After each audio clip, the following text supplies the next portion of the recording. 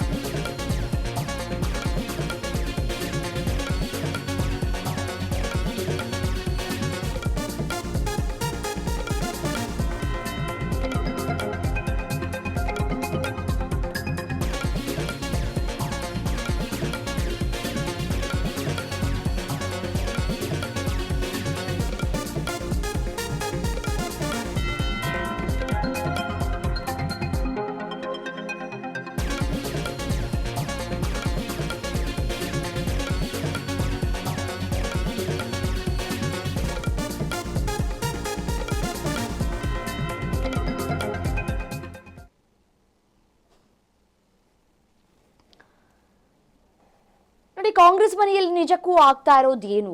ಬಂಡಾಯದ ಮಧ್ಯೆಯೇ ಮಾಜಿ ಸಿಎಂ ಏನ್ ಮಾಡಿದ್ರು? ಫೋಕಸ್ ಕನ್ನಡದಲ್ಲಿ ಅತಿದೊಡ್ಡ ರಾಜಕೀಯ ಸುದ್ದಿ.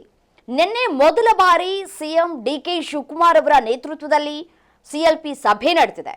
ಕಾಂಗ್ರೆಸ್ ಶಾಸಕಾಂಗ ಸಭೆಗೆ ಸಿದ್ದರಾಮಯ್ಯನವರು ಗೈರಾಗಿದ್ದಾರೆ.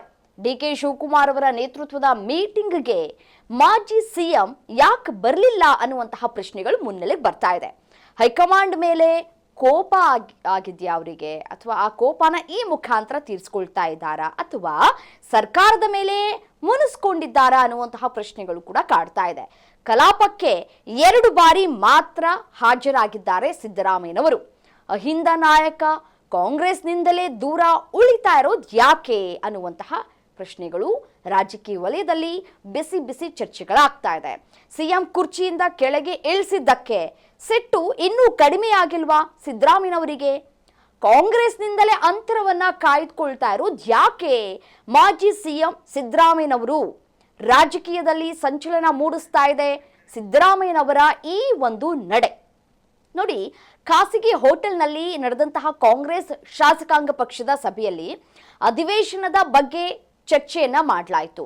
ಸದನ ನಡೀತಾ ಇದೆ, ಎಲ್ಲರೂ ಕೂಡ ಇರಬೇಕು, ಯಾರು ಕೂಡ ಗೈರಾಗಬಾರದು. ಪ್ರತಿಪಕ್ಷಗಳು ಬೇರೆ ಬೇರೆ ವಿಚಾರಗಳನ್ನ ಚರ್ಚೆಗೆ ತರ್ತಾ ಇದ್ದಾವೆ, ನಾವೆಲ್ಲರೂ ಕೂಡ ಒಗ್ಗಟ್ಟಾಗಿ ಅವರನ್ನ ಎದುರಿಸಬೇಕು.